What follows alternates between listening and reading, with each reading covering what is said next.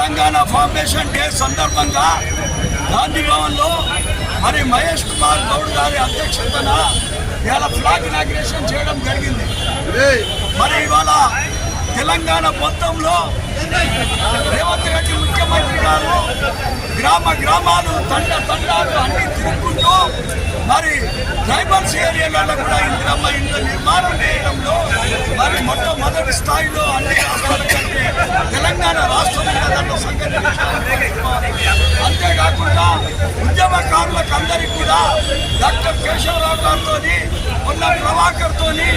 మరి కోదండ రామ్తో కూడా తెలంగాణ ఉద్యమ నాయకుల కోసం ఒక కమిటీ వేయడం జరిగింది. ఇవాళ సంక్షేమ పథకాలు చూసుకుంటే మరి ఉచిత బస్సు కానీ సన్న బియ్యం కానీ రేషన్ కార్డు కానీ మరి 200 యూనిట్ల కరెంటు కానీ ఇట్లా అనేకమైన తీసుకున్నట్టయితే రైతు రుణమాఫీ కానీ రైతు భరోసా కానీ విద్యార్థుల కోసం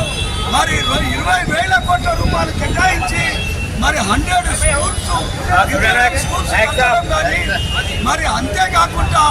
వైద్య నిర్మాణంలో మరి మొదటి భారతదేశంలో తెలంగాణ రాష్ట్రాన్ని వైద్యంలో హాస్పిటల్ నిర్మాణంలో చేయడం ఇట్లాంటి అన్ని చూసుకుంటూ పోతే రేవంత్ రెడ్డి గారు మరి ఆయన సంబంధించినటువంటి అడ్వైజరు మరి నరేందర్ రెడ్డి గారు ఇట్లా అనేకమైనటువంటి క్యాబినెట్ మినిస్టర్లంతా కూడా ఓ పక్క మరి ఉత్తమ్ కుమార్ రెడ్డి గారు భట్టి గారు మరి శ్రీధర్ బాబు గారు ఇట్లా అనేకమైన కార్మిక రంగంలో వివేక్ గారు మరి వైద్య రంగంలో మరి దామోదర్ రాయలక్ష్మి గారు అనేకమైన తీసుకుంటూ మరి ముందుకు కొనసాగుతున్నటువంటి సమయంలో ఈనాడు ఈ తెలంగాణలో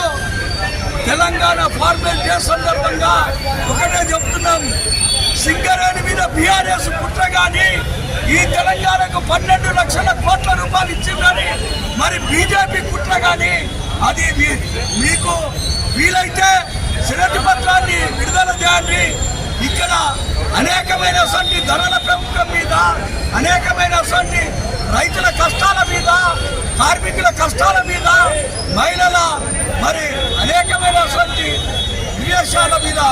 ఇక్కడ రేవంత్ రెడ్డి గారు మరి అభివృద్ధి చేసుకుంటూ పోతున్నాడని ఈ